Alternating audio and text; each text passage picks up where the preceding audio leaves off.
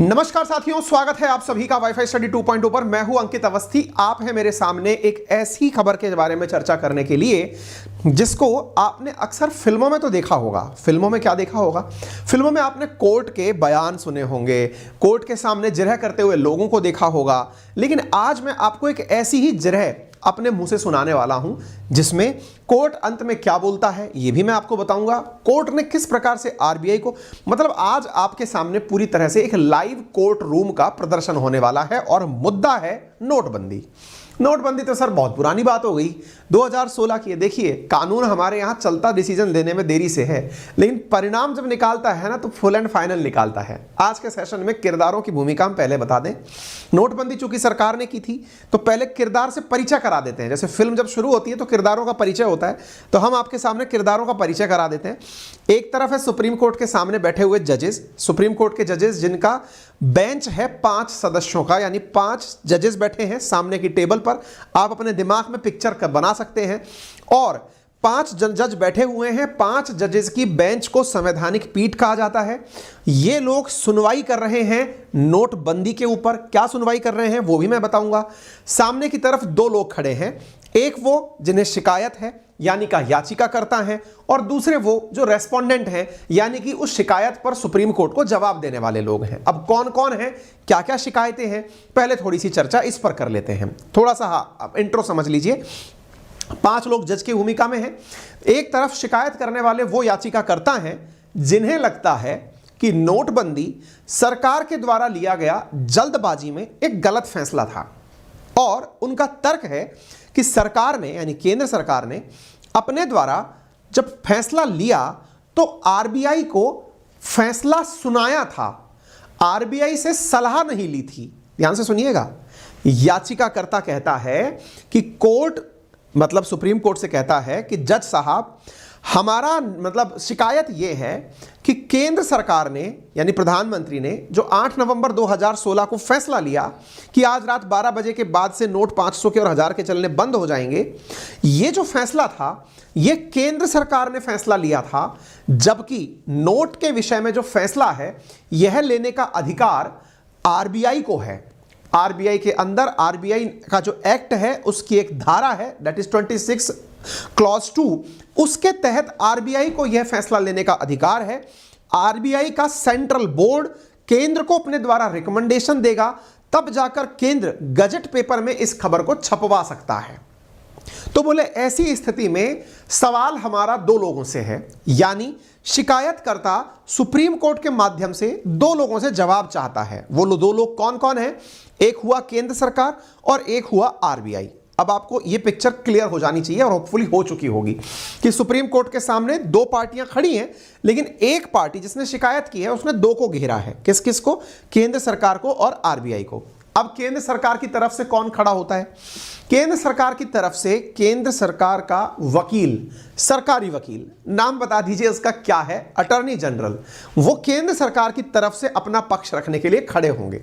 वहीं दूसरी ओर जो दूसरी तरफ आरबीआई, चूंकि आरबीआई को भी पार्टी बनाया गया है इस केस में, तो आरबीआई का भी एक वकील यहां पर खड़ा हुआ है।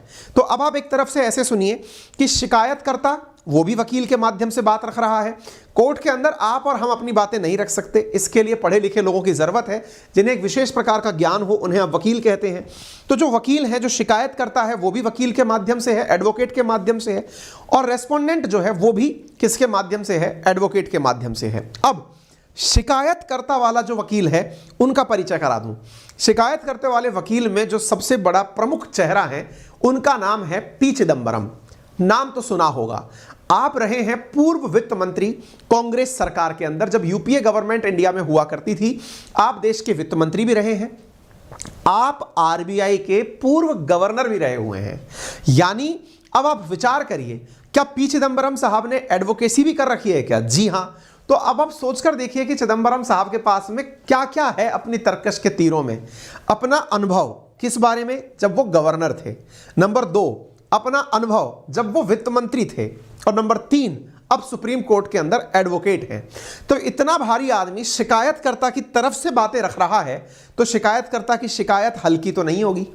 शिकायतकर्ता के रूप में पी चिदंबरम साहब ने जो सवाल उठाए हैं वो ये हैं कि ये बताइए कि आप लोगों ने आपस में, यानी सरकार ने और आरबीआई ने बातचीत कौन सी की थी, किस प्रकार से निर्णय लिया था, ये आप बता दो।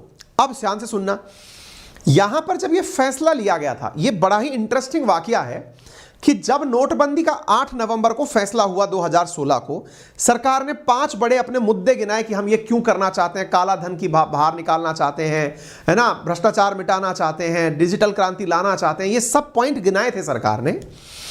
उस समय सुप्रीम कोर्ट में तुरंत बड़ी मात्रा में याचिकाएं दायर की गई थी। लगभग 59 याचिकाएं सुप्रीम कोर्ट के अंदर दायर हैं नोटबंदी के ऊपर। जब याचिकाएं दायर की गई थी उस समय दीपक ठाकुर जो हैं वो हुआ करते थे सुप्रीम कोर्ट के सीजेआई। अब सीजेआई ने 15 नवंबर को, अब ध्यान से सुनो, तारीखों के हिसाब से आपके दिमाग में एकदम कोर्ट रूम बन जाना चाहिए, तब जाके मैं आपको आर्ग्यूमेंट सुनाऊंगा। आर्ग्यूमेंट सुनने में आनंद आएगा, आनंद के साथ साथ यह भी आएगा कि किस प्रकार से कोर्ट ने आरबीआई को क्या कहा।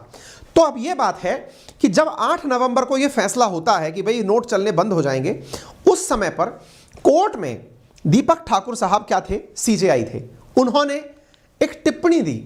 कब दी? 15 नवंबर को। क्या टिप्पणी दी? कि नोटबंदी का फैसला शानदार है, यानी एक प्रकार से उन्होंने एक सकारात्मक साइन दर्शा दिया कि सीजेआई जो है वो नोटबंदी से खुश हैं। अब जब सीजेआई खुश है, अब सीजेआई के हाथ में ही होता है बेंच का गठन करना। कौन सी बेंच का गठन करना? कि जो सुनवाई करे, कोई भी केस आप जब सुप्रीम कोर्ट लेके जाते हैं तो सुप्रीम कोर्ट की जो बेंचेस बनती हैं, उन बेंचेस में 5 सदस्यीय बेंच, जो संवैधानिक बेंच है, इन सबका गठन सुप्रीम कोर्ट के जज के द्वारा, सीजेआई के द्वारा किया जाता है कि वो अपने अन्य साथियों को किस केस में भेजना चाहते हैं। तो ऑब्वियस सी बात है उस समय पर संभव ही नहीं था। जब सीजेआई खुद इस फैसले से प्रसन्न है तो उन्होंने ये कहा कि बस परेशानियां हुई हैं लोगों को, सरकार उनके बारे में अपना काम पूर्ण तरीके से कर ले। तो अब जब सीजेआई सकारात्मक हुए तो सीजेआई के कारण याचिकाकर्ताओं के अंदर तो मोरल डाउन होना ही है, उनके अंदर तो ये भाव आ ही जाएगा कि यार सरकार की तरफ से तो हम क्या बोलें, जब सीजेआई खुद ही कन्विंस है। और जब सीजेआई खुद कन्विंस है तो ऐसी स्थिति में बेंच का गठन हो नहीं पाया। आपको जानकर आश्चर्य होगा, 2016 में नवंबर में नोटबंदी हुई थी, 5 साल बाद जाकर सितंबर 2022 में जाकर सुप्रीम कोर्ट के अंदर बेंच का गठन हुआ है इस मामले के ऊपर। सोचकर देखिए कितनी बड़ी बात है कि सुप्रीम कोर्ट में आप केस लेकर गए हैं, इतने काबिल और जबरदस्त वकील शिकायतकर्ता हैं, शिकायतकर्ता के बावजूद भी शिकायत सुनने के लिए बेंच का गठन सितंबर 2022 में होता है। 12 अक्टूबर 2022 को सुनवाई शुरू होती है और अभी तक सुनवाई चल ही रही है। 12 के बाद 13 तारीख को मैंने आपके लिए यह सेशन किया था, जिसे अब तक 5.3 मिलियन लोगों के द्वारा देखा जा चुका है 1 महीने के भीतर। इसलिए गुजारिश है कि आप भी इस सेशन को देख लीजिएगा, आपको सारी बातें पीछे से समझ में आ जाएंगी। क्लियर हो गया? तो अब तक पूरी पिक्चर आपके दिमाग में बन गई, मैंने पूरा आपको एकदम फ्लैशबैक दे दिया। अब कहानी आगे की। Clear?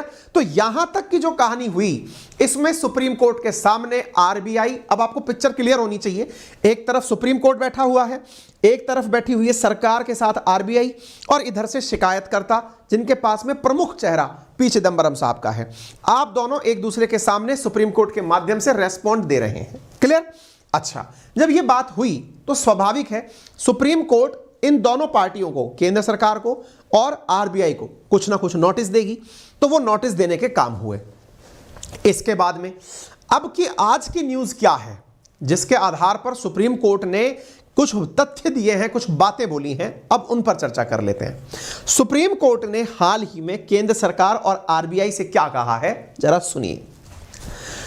Produce demonetisation related records, यानी हमारे सामने आप वो पत्र लाकर रखिए जो आप लोगों को पत्राचार के माध्यम से केंद्र सरकार के द्वारा प्राप्त हुए थे।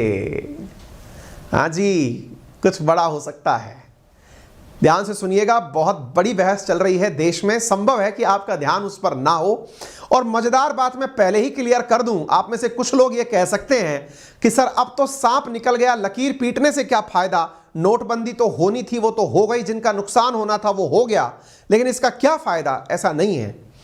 चिदंबरम साहब का कहना है कि इसका फायदा यह है कि कल को भविष्य में सरकार जब इस तरह का कोई फैसला ले तो सतर्क रहे, यानी कि सरकारें जब अपनी तरह से मनमानी करने लगें, क्योंकि चिदंबरम साहब इसे मनमानी प्रूव करना चाहते हैं, तो अगर मनमानी करने लगे तो कम से कम सुप्रीम कोर्ट का डर तो रहे। तर्क को समझना बहुत गहरी बात है। तो सुप्रीम कोर्ट कहती है कि यदि आप कहते हैं, कौन, याचिकाकर्ता या शिकायतकर्ता ये कहता है कि उस समय के जो फैसले हैं वो एकदम तात्कालिक फैसले थे जिसमें आरबीआई से कोई कंसल्टेशन ही नहीं था, तो आरबीआई से पूछा कोर्ट ने, भाई आप लोगों की आपस में बातचीत हुई थी क्या? तो दो लोग वो बोलते हैं, आरबीआई वाले बोलते हैं, सर प्रॉपर डिस्कशन चला है हमारा। तो बोले कब तक चला है? बोले कम से कम 6 महीने से अधिक हमारा डिस्कशन चला है। बोले बहुत बढ़िया, फोन पर या व्हाट्सएप पर तो चला नहीं होगा? बोले नहीं। तो बोले एक काम करो, जो पत्राचार आपका केंद्र सरकार के साथ हुआ था वो पत्राचार हमें दिखाओ कि आपके साथ क्या वाकई में सरकार ने पूछा था क्या कि हम क्या करें क्या ना करें। बड़ा सवाल है, कोर्ट की फीलिंग लीजिए अब आप। तो produce demonetisation related record Supreme Court ने केंद्र से और आरबीआई से कहा है। और जब आप रिकॉर्ड प्रस्तुत करेंगे तो भाई साहब आपको समझ में आना चाहिए कि सुप्रीम कोर्ट क्या मांगना चाहती है। सुप्रीम कोर्ट कहना चाहती है, तो अब आइए आपको सिलसिलेवार तरीके से सारी बातें हम सुनाते चलते हैं। सुप्रीम कोर्ट ने बुधवार के दिन केंद्र और रिजर्व बैंक से कहा कि put on record relevant record related to governments 2016 decision to demonetise currency notes of ₹1,500 and 500 demonetisation of इस परसुअल। सुप्रीम कोर्ट ने पार्टीज को कहा कि वो अपने द्वारा रिटर्न सबमिशन हमें दिसंबर 10 तक पकड़ा दें, हमें 10 तारीख तक अपना लिखित में, यानी कि परसों तक हमें लिखित में अपना फैसला सबमिट कर दें, हम अपना जजमेंट रिजर्व रखते हैं। Learned council of union of India, यानी केंद्र सरकार की तरफ से जो वकील साहब आए वो, और आरबीआई की तरफ से आए हुए वकील साहब को कहा गया कि वो अपने रिलेवेंट रिकॉर्ड हमें प्रोड्यूस करें। यहां अटॉर्नी जनरल ने अपने द्वारा बेंच को अपने डेटा सबमिट करते हुए कहा कि हम आपको that he will submit relevant record in a sealed cover, कि आपको हम एक सील लिफाफे बंद पैकेट में ये सारे रिकॉर्ड सबमिट कर देंगे। कितनी याचिकाएं थी? 59 याचिकाएं। इन पर सुनवाई शुरू हुई थी। सबसे पहले याचिका विवेक शर्मा ने 2016 में दायर की थी। 58 याचिकाएं और दायर हुई। 16 दिसंबर 2016 को ही यह केस संवैधानिक पीठ को सौंपा गया था, लेकिन पीठ का गठन नहीं हो पाया था। कारण था उस समय चीफ जस्टिस साहब हुआ करते थे टीएस ठाकुर साहब, और चीफ जस्टिस ने कहा था कि नोटबंदी की योजना के पीछे जो सरकार की मंशा है वो तारीफ के लायक है। हमें आर्थिक नीति में दखल नहीं देना चाहते, हम आर्थिक नीति में दखल नहीं देना चाहते। ये जो पॉइंट है ना, ये वो पॉइंट है जिसके बाद से ज्यादा बड़ा बवाल क्रिएट हो गया। सरकार की तरफ एक तरह से सुप्रीम कोर्ट ने हामी भर दी थी कि आपने इकोनॉमिक पॉलिसी पर डिसीजन लिया है, हम इसमें इंटरफेयर नहीं करेंगे। और आज जो आप पंक्ति सुन रहे हैं कि हम हाथ पर हाथ धरे नहीं बैठे रह सकते, ये असल में इसीलिए कहा है। देखिए इस पंक्ति को अगर आपने देखा, हम आर्थिक पॉलिसी में दखल नहीं देना चाहते, ये उस समय के चीफ जस्टिस का बयान है। और आज का जो आपने हेडलाइन सुना हमसे, वो क्या था? हेडलाइन था कि आप we want sit with folded hand, हम हाथ पर हाथ रख के नहीं बैठे रहेंगे। ये सोचते हुए, ये डॉट डॉट डॉट के बाद जो अगली लाइन है वो ये है कि ये सोचते हुए हम हाथ पर हाथ धरे हुए नहीं बैठ सकते कि ये पॉलिसी डिसीजन है, इकोनॉमिक पॉलिसी डिसीजन है, तो हम इसमें क्या इंटरफेयर करें। आ गई बात समझ में? कहने का अर्थ यह हुआ कि सुप्रीम कोर्ट सीधे तौर पर अब अपनी सख्ती दिखा रही है, वो ये कह रही है हमें ना ये पाठ ना पढ़ाओ कि हम इकोनॉमिक पॉलिसी में इंटरफेयर नहीं कर सकते, हम सब कुछ कर सकते हैं और हम चुपचाप नहीं बैठेंगे। ये बात इन्होंने यहां पर अपने द्वारा कही है, ये बात आपको समझ में आ जानी चाहिए। तो 8 नवंबर को 5 बड़े कारणों से यह कार्य किया गया था और जब कार्य हुआ तो नोटबंदी के 6 साल पूरे हुए। संवैधानिक पीठ को यह मामला सितंबर में सौंपा गया। फिलहाल 5 जजेस की बेंच सितंबर से इस मामले की सुनवाई कर रही है। अक्टूबर 12 से सुनवाई शुरू हुई। ये जस्टिस 5 लोग बैठे हुए हैं, जिनमें एक है रामासुब्रमण्यम साहब, BR गवई साहब, अब्दुल नजीर साहब, AS बोपन्ना साहब, VS नागरत्ना साहब, ये सब सुनवाई कर रहे हैं। 5 जजेस की सुप्रीम कोर्ट की जो संवैधानिक पीठ है, अब वो जिन मामलों पर सुनवाई कर रही है वो सुन लीजिए। अब ये तो हुआ मेन बात।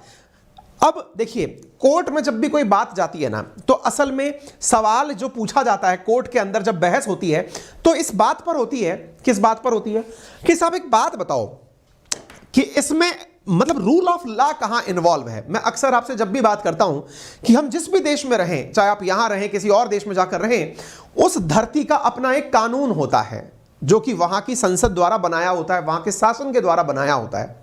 कानून को लिखित में रखते हैं तो एक्ट कहलाते हैं।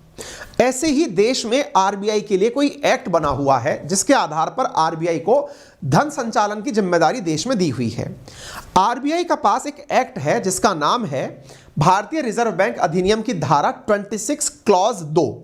इस क्लॉज 2 के अंदर एक लाइन लिखी है और वो ये है कि केंद्र सरकार एक खास सीरीज के करेंसी नोट को रद्द करने का अधिकार रखती है। इस लाइन को ध्यान से सुनिएगा। आप में से किसी ने यदि अभी तक करेंसी नोट को ध्यान से देखा हो, यानी 500 के नोट को, 2000 के नोट को, 1000 का नोट तो अब है नहीं, और आपने ध्यान से देखा हो, तो आप ये फील करेंगे कि उस पर एक नंबर लिखा हुआ होता है, एक सीरियल नंबर, एक सीक्वेंस नंबर लिखा हुआ होता है।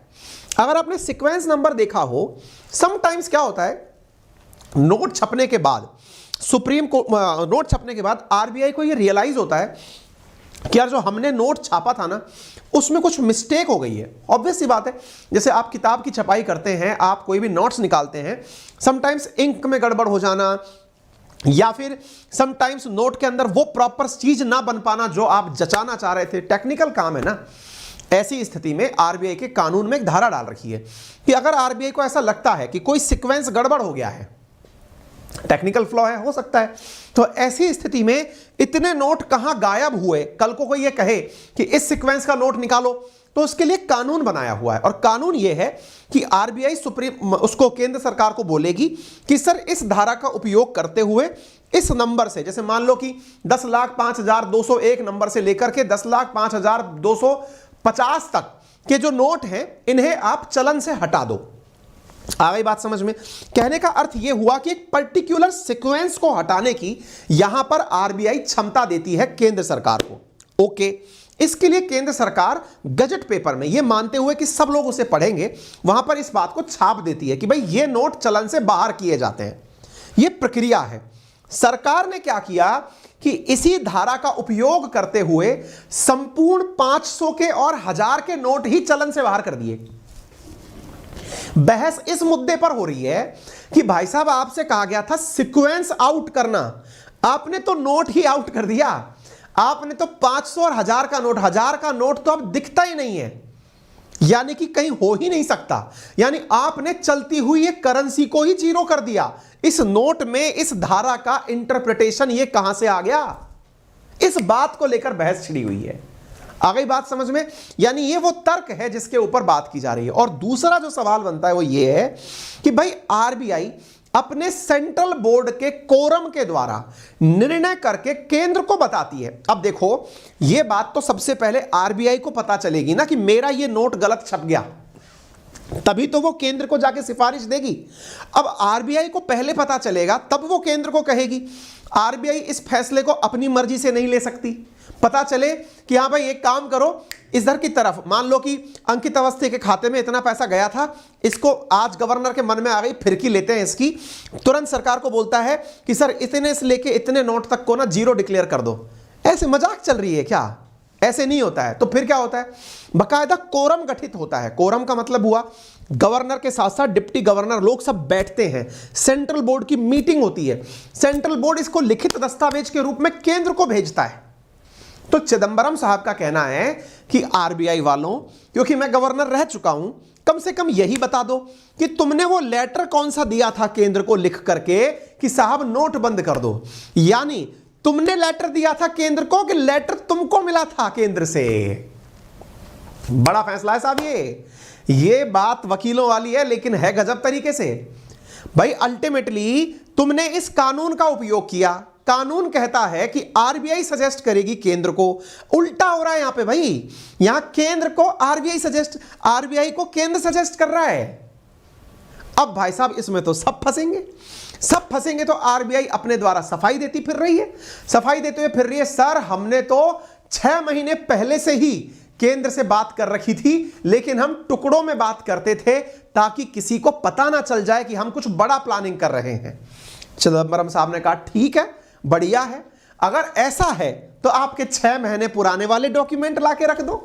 भाई ऑब्वियस सी बात है, आपके पास में अगर डॉक्यूमेंट होगा तो 6 महीने पुराना वाला भी डॉक्यूमेंट होगा कि हमने मतलब केंद्र सरकार को यह बात बोली थी, फिर केंद्र का रिप्लाई आया था। वो सब चीजें मेरे सामने मत रखो, सुप्रीम कोर्ट के सामने रख दो। सुप्रीम कोर्ट के सामने भी खुल्लम खुल्ला मत रखो कि आप लोग आपस में कैसे बात करते हो सकता है प्राइवेसी मैटर हो, इसको लिफाफे में बंद करके दे दो। सुप्रीम कोर्ट ने कहा बात तो सही है, और बात सही है तो 10 दिसंबर तक कागज ले आओ बेटा, 10 दिसंबर तक हमें कागज लाकर दिखा दो। तो इसका मतलब यह हुआ कि भाई साहब कोर्ट की भाषा में बातें बहुत सही जगह जा रही हैं।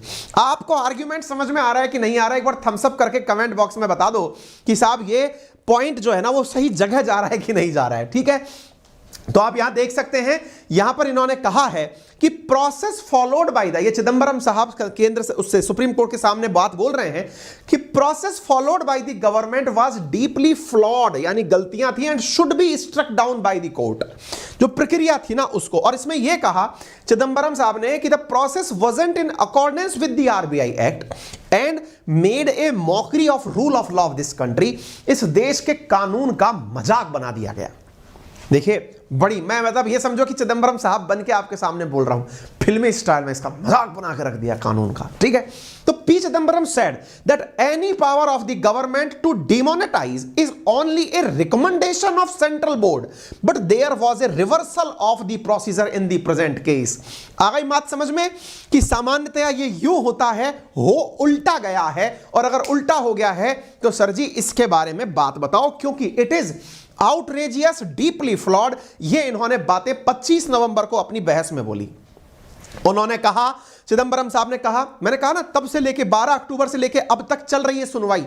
तो ऐसी स्थिति में चिदंबरम साहब ने कहा करेंसी बीइंग आरबीआईज मैटर, ये आरबीआई का मामला है। और देखो इनकी बात को आप हल्के में इसलिए नहीं ले सकते साहब, क्यों? क्योंकि आप खुद गवर्नर रह चुके हैं आरबीआई के, आप देश के वित्त मंत्री रह चुके हैं, और अब एकदम मतलब लॉरेट तरीके से पढ़े लिखे आदमी वकील की भूमिका निभा रहे हैं। पार्टी में है वो तो अलग बात है, लेकिन ऐसे पढ़े लिखे लोग देश की राजनीति में हैं, ये कितनी अच्छी बात है। कोई भी हो, चाहे हमारे जयशंकर साहब हो या फिर ये हो, ये वो लोग हैं जिनको देख करके प्राउड फील होता है कि आपको अपने फील्ड का पूर्ण एक्सपीरियंस है। आप देश के वित्त मंत्री थे, चाहे मनमोहन सिंह जी देश के प्रधानमंत्री थे, आज जयशंकर साहब हैं, या फिर हमारे देश में जो अभी हरदीप सिंह पुरी साहब जो ऑयल मिनिस्टर हैं, इन्हें देखकर ये फीलिंग होता है कि ये लोग उस काम के अंदर बहुत डीपली इन्वॉल्व रह चुके हैं और देश के अब फैसले बड़े वाले ले रहे हैं। तो अपन लोगों के लिए एक अच्छी चीज है, और इस तरह की बातें निकल कर आना एक बहुत बड़ी बात है। चिदंबरम साहब ने कहा करेंसी ये हो गया, the process can't be reverse to centre advising to RBI and RBI submitted to centre's advice and gave it recommendation after an hour meeting in one day. मतलब आप इसको ध्यान से सुनना, गजब बात बोली है साहब इनने कहा है प्रोसेस बदला नहीं जा सकता कि सेंटर आरबीआई को कहता है, आरबीआई तुरंत रिप्लाई 1 घंटे में दे देता है कि हां साहब 7 तारीख को फैसला आया, 7 तारीख को मतलब केंद्र सरकार ने आरबीआई को पत्र पकड़ाया कि देखो हम कल ऐसा करने जा रहे हैं। आरबीआई तुरंत इतने बड़े डिसीजन को yes sir you can do it. अबे ये कोई बात चल रही है, मजाक चल रही है? देश के अंदर नोटबंदी जैसी बात करने जा रहे हो और वो मिनटों में हो जा रही है, 1 दिन में हो जा रही है। तो ऐसी स्थिति में केंद्र को ऊपर एलिज किया जाता है, आरोप है कि साहब केंद्र was with holding crucial documents regarding decision making process. इनके पास में ऐसे वो डेटा है जिनको इनको निकालना चाहिए, ये इस बात को कहते हैं। इन्होंने कहा कि while the court may not be able to undo what has been done, ये बात सही है। आप में से कोई भी व्यक्ति इस बात को पूछ सकता है अब क्या होगा, नोटबंदी होनी थी, हो गई, जिनका घर तबाह होना था हो गया। चिदंबरम साहब कह रहे हैं कि मैं मानता हूं जो होना था वो हो गया। देखो ये क्या कहा है, while the court may not be able to do undo, यानी जो हो गया उसको पलटने की अब कोर्ट के पास पावर नहीं है कि भाई बदल करके पुराने नोट वापस चला दो, ये नहीं कह रहे हम कह रहे हैं it can hold that the governments action was unreasonable. बस कोर्ट अपने द्वारा ये बात बोल दे कि ये जो कार्यक्रम हुआ था ये अनरीजनेबल था, and clarify that such power can not B exercised else, और ऐसी पावर्स का फिर दोबारा दुरुपयोग ना हो ये सुप्रीम कोर्ट बोल दे। यानी ये कानून की सुप्रीमेसी कम से कम स्थापित हो जाए। आप इतना तो कह दो, आप ये तो कह दो कि ये फैसला गलत था, ये सुप्रीम कोर्ट के ऊपर दबाव बनाया जा रहा है। उम्मीद है अब आपको ये बात समझ में आ गई होगी। तो मैंने आपको चिदंबरम साहब का पूरी तरह से बयान सुना दिया।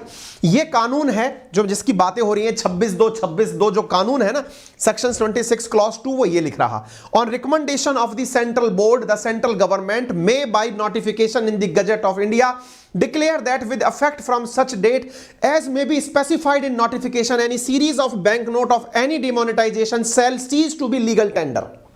ये सारी लाइन है जिसको लेकर ये सारा काम हुआ है। अब साहब बारी आती है रेस्पोंडेंट की। मेरा प्रयास रहता है कि मैं आपको जब भी कोई बात सुनाऊं तो उसके दोनों पहलू सुनाऊं। जब भी कोई बात होती है कोशिश रहती है, बाकी समटाइम्स आप जज खुद हो जाते हैं, आप कहते हैं पहलू केवल एक को ज्यादा कहा दूसरे को कम कहा। कोशिश रहती है कि आपके सामने जिसने जो कहा वो लाके रखूं। ऐसी स्थिति में अब रेस्पोंडेंट कौन है? केंद्र सरकार। केंद्र सरकार की तरफ से अटॉर्नी जनरल कौन है? वेंकट रमानी।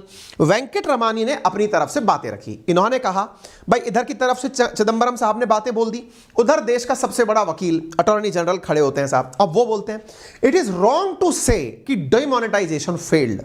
यह कहना गलत है कि डिमोनेटाइजेशन फेल हुआ। तो अब भाई आप अपने तर्क रखो वकील साहब। मैंने आपसे क्या कहा था सेशन की शुरुआत में? मैंने आपसे कह दिया था कि आपको इस सेशन के अंदर बिल्कुल कोर्ट रूम की फीलिंग आएगी। पहले मैंने चिदंबरम साहब की तरफ से सारे पॉइंट दबा के रख दिए, अब मैं आपको इनकी तरफ से सारे पॉइंट अच्छे से रखने की कोशिश कर रहा हूं। इधर से सुनिए साहब। इनने कहा यह कहना गलत होगा साहब कि यह चीज फेल मार गई। उन्होंने कहा कि even the 5 year plan has targets. कहां लपेटा कांग्रेस के ही समय के प्लान से। आपको याद होगा देश में पंचवर्षीय योजनाएं चला करती थी और पंचवर्षीय योजनाओं के लिए कुछ ध्यान से पॉइंट्स डिसाइड किए जाते थे कि 5 साल बाद हम इतनी ग्रोथ रेट एक्सपेक्ट करते हैं, इतना रोजगार एक्सपेक्ट करते हैं, इतनी गरीबी में कमी एक्सपेक्ट करते हैं। इस तरह से देश की पंचवर्षीय योजनाएं बना करती थी। लेकिन जैसे ही एनडीए सरकार आई, पंचवर्षीय योजनाओं को बंद कर दिया गया, प्लानिंग कमीशन बंद कर दिया गया, उसके स्थान पर नीति आयोग बना दिया गया। अब देश में पंचवर्षीय योजनाएं नहीं चलती हैं, शायद आपको याद होगा। इन्होंने तर्क देते हुए कहा भाई तर्क की लड़ाई चल रही है तो तर्क से ही बात रखी जाएगी। तो इन्होंने कहा समटाइम्स 5 वर्षीय योजनाएं भी अपने टारगेट पूरा करने में सक्षम नहीं हो पाती। कुछ ऐसे भी होते हैं जो अपने टारगेट पूरे ही नहीं कर पाते, लेकिन इसका मतलब कभी यह नहीं होता कि साहब ये प्लान गलत था। भाई प्लानिंग करना, उसका एग्जीक्यूशन करना और रिजल्ट तक पहुंचाना, ये सब अपने अपने पार्ट्स हैं। नोटबंदी की प्लानिंग थी, आप केवल इस वजह से ये कह दो कि ये फेल्ड था तो क्या पंचवर्षीय योजनाओं को फेल कह देंगे? तो अब केंद्र की तरफ से आर्ग्यूमेंट सुनिए साहब। तो ऐसी स्थिति में आर्ग्यूमेंट क्या आता है केंद्र की तरफ से? तो इन्होंने कहा, वेंकट रमानी जी ने कहा कि रॉन्ग टू से, तो इन्होंने कहा that note ban failed in its stated objective while causing undue hardship is misconceived। मतलब यह हुआ कि हम लोग note ban failed in its stated objective. हो सकता है कि नोटबंदी जो कही गई थी वो जो कहा था उसको करने में नाकामयाब रही हो। भाई हमने कहा था कि देश से जाली नोट खत्म हो जाएंगे, भ्रष्टाचार खत्म हो जाएगा, हो सकता है वो करने में नाकामयाब रही हो। If seen from a larger perspective of economic and social benefit, यदि इसे लार्जर पर्सपेक्टिव से देखा जाए, it can not be said that demonetisation failed. इसको ऐसा नहीं कहा जा सकता कि डिमोनेटाइजेशन फेल हुआ होगा। इन्होंने कहा कि देखिए हमने कहा था कि हम लोग फेक करेंसी को बाहर हटाएंगे, हम कामयाब हुए। हमने कहा था कि हम डिजिटल इकोनॉमी लेकर आएंगे, हम कामयाब हुए। हमने कहा था इलेक्ट्रॉनिक ट्रांजैक्शन बढ़ेंगे, इलेक्ट्रॉनिक ट्रांजैक्शन बढ़े। यूपीआई ट्रांजैक्शन बढ़ेंगे, वो बढ़ गए। डिजिटलाइजेशन जो है वो बढ़ा। डिमोनेटाइजेशन ने इलेक्ट्रॉनिक पेमेंट का जो मैकेनिज्म है उसको पूरी तरह से वायबल और कॉस्ट इफेक्टिव कर दिया। तो इसका मतलब यह होता है कि हम इसके अंदर test of proportionality won't apply, यानी कि हम ये नहीं कहेंगे कितना सक्सेसफुल हुआ कितना फेल हुआ। हमने जो ऑब्जेक्टिव लिया था उस ऑब्जेक्टिव के अंदर प्लस माइनस हो सकते हैं, लेकिन वो चीजें हो रही हैं। Larger benefit bought in economic system on one hand one time hardship faced by people is incomparable. No doubt लोगों को परेशानियां हुई थी, इसको हम कंपेयर नहीं कर सकते, लेकिन उसकी वजह से जो उपलब्धियां हुई हैं उन्हें हम साइड में नहीं रख सकते। तो यहां पर देखिए began talk with RBI 8 month before demonetisation, ये कहते हुए इन्होंने अपना जवाब दिया सुप्रीम कोर्ट को कि आप अगर ये जानना चाहते हैं कि हमने आरबीआई से डिस्कशन किया या नहीं किया, तो इन्होंने नवंबर 2022 में जवाब देते हुए कहा कि हमने 8 महीने पहले ही आरबीआई से इस बारे में चर्चा करना शुरू कर दिया था। फिर आरबीआई ने क्या कहा? मैंने आपसे क्या कहा था? कोर्ट के अंदर सामने कौन बैठे हैं? 5 जज बैठे हैं। इधर से कौन फायर मार रहे हैं? इधर से शिकायतकर्ता, याचिकाकर्ता। उनकी तरफ से कौन है? पी चिदंबरम साहब और भी पूरी मंडली, मतलब बहुत सारे जजेस हैं, मतलब वकील हैं सारे। उधर की तरफ कौन खड़ा है जो जवाब दे रहा है रेस्पोंडेंट के रूप में? केंद्र सरकार का वकील अटॉर्नी जनरल और आरबीआई का वकील। आरबीआई का वकील कौन है? जयदीप गुप्ता। अब ये जो आरबीआई की तरफ से यहां आए तो इन्होंने अपनी बातें बोली, क्योंकि इनको अपनी बातें रखनी थी, क्योंकि बात जब आरबीआई की हो रही है तो आरबीआई का वकील रेस्पॉन्ड करेगा। आरबीआई कहता है कि under the RBI Act to make recommendation to the centre was followed. जो कानून में कहा गया है हमने वही चीज पूरी तरह से फॉलो करी, और जो कॉरम होना चाहिए सेंट्रल बोर्ड का वो हमने बनाया। इन्होंने कहा कि चिदंबरम साहब जो हमारे ऊपर कह रहे हैं कि हमने कॉरम को फॉलो नहीं किया है, हम इनसे वो डेटा शेयर नहीं कर सकते। हम गवर्नमेंट ने आरबीआई से चीजें शेयर की थी, वो हम आपके सामने रख सकते हैं। तभी तो सुप्रीम कोर्ट ने कहा है कि तुमने जो केंद्र को दिया था ना वो पर्चा लाकर हमें दे दो। तुम चिदंबरम साहब को नहीं दे सकते, मत दो, कम से कम हमें तो दे दो। इसलिए सुप्रीम कोर्ट को इन्होंने कहा कि जो प्रेस्क्राइब्ड फॉर्म था वो पूरी तरह से पूरा किया गया, और हमने जो अपनी रिकमेंडेशंस दी थी वो पूरी तरह से रखी। सुप्रीम कोर्ट ने फिर आरबीआई से कहा कि एक काम करिए, आप अपने कोरम की डिटेल निकालकर हमें दे दो कि कौन कौन व्यक्ति बैठा था। कोरम का मतलब गणपूर्ति, कौन कौन व्यक्ति था उस फैसले में, मुझे उसकी लिस्ट दो। और of its central board meeting that recommended demonetisation. Supreme Court ने कहा इनसे परसों के दिन ये एक काम करो, तुमने बहुत सही जवाब दिया, अब एक छोटा सा काम हमारे लिए कर दो। बोले बताओ? बोले अपने कम से कम ना उस कोरम के अंदर कौन कौन शामिल था वो बता दो यार। और ये बता करके उन्होंने क्या क्या कहा था। जैसे संविधान सभा की जब बैठक होती है, तो संविधान सभा की जब बैठक होती है तो उसमें क्या होता है, उसके अंदर संविधान सभा में जिसने जो स्टेटमेंट दिए होते हैं वो लिखे जाते हैं। तो बोले ऐसे ही हमें भी अपने स्टेटमेंट दे दो, हम सुनने को तैयार हैं। ठीक है, तो साहब ऐसी स्थिति में यहां पर इनको पूरी तरह से यह बात लेने के लिए कहा है। फिर एक सवाल निकलता है, आरबीआई ने अपने जवाब में कहा कि सर देखिए, यदि आप बात ये कहते हो कि हमने इतना जल्दी क्यों एग्जीक्यूट किया, क्योंकि इसमें कॉन्फिडेंशियलिटी रखनी थी, हमें इसके अंदर थोड़ा सा बचाव रखना था कि कहीं ये फैसला लीक ना हो जाए कि सरकार कुछ ऐसा कर रही है। बोले ठीक है, सारी बातें वैलिड हैं, हम सारी बातें मान लेंगे, लेकिन all due process followed bye implementing note ban, अगर आप ये बात बोलते हो तो हमें डॉक्यूमेंट प्रोड्यूस कर दो। अब ये सारी बातें जब हो गई, सारी बातें चल रही थी, इसी बीच में एक बात और निकल कर आती है, और वो ये है कि यहां पर कोई प्राणी ये याद दिला देता है कोर्ट को कि सर कोर्ट को इकोनॉमिक पॉलिसीज में इंटरफेयर नहीं करना चाहिए, क्योंकि ये जुडिशियल रिव्यू के दायरे से बाहर रहे तो अच्छा है। जुडिशियल रिव्यू का मतलब समझते हैं आप, कि यानी कोई भी आर्थिक नीति से संबंधित फैसला हो उसमें कोर्ट चुप रहे तो बेहतर है। कोर्ट ने कहा यानी हम हाथ पर हाथ धर के बैठे रहें और आपको जो करना है वो करने दें? ऐसे नहीं होगा, क्योंकि आर्थिक नीति से भी देश चलता है, और ऐसी स्थिति में हम उसमें इंटरफेयर करेंगे। इसलिए we can't fold hand and sit, कि हाथ बंद करके एकदम बैठे हुए हैं, चलने दो जो चल रहा है। हम इस स्थिति में आपसे जवाब मांगते हैं। देखना होगा 10 तारीख को क्या सीलबंद लिफाफे में जाता है, और फाइनली जब फैसले पूर्ण होते हैं तो सुप्रीम कोर्ट क्या लैंडमार्क डिसीजन यहां पर रखती है। पूर्ण उम्मीद है कि आप सभी साथियों को यह जानकारी बहुत अच्छे से पसंद आई होगी। मैंने अपना पूर्ण प्रयास किया आपके सामने पूरे तर्क और वितर्क रखने का। आप भी अपनी राय कमेंट बॉक्स में जरूर रखिएगा, क्योंकि आपकी राय की हमने सेशन की प्रस्तुति आपके सामने कैसी दी, आपका व्यू, आपका एप्रिसिएशन सुनने की अपेक्षा हम में भी है। और यदि आपको सेशन पसंद आया है तो आप इस सेशन को साझा करेंगे और इस वीडियो को लाइक करेंगे, ऐसा हम आपसे अपेक्षा रखते हैं। फिलहाल के लिए इतना ही। मेरा रेफरल कोड है अनअकैडमी पर अंकित 10, जिसका यूज करके आप अनअकैडमी के किसी भी सब्सक्रिप्शन पर इंडिया के टॉप एडुकेटर्स के साथ पढ़ते हुए 10% डिस्काउंट के साथ प्लस और आइकॉनिक कोर्सेज ले सकते हैं। 2024 के लिए एक नया बैच शुरू हो रहा है जिसका नाम है लक्ष्य बैच, यूपीएससी कैटेगरी के अंदर, जिसमें इंडिया के टॉप एडुकेटर्स आपके लिए कॉम्प्रिहेंसिव कवरेज के साथ प्रीलिम्स और मेंस का बैच शुरू कर रहे हैं। दिसंबर 15 से आप इसमें पार्टिसिपेट कर सकते हैं।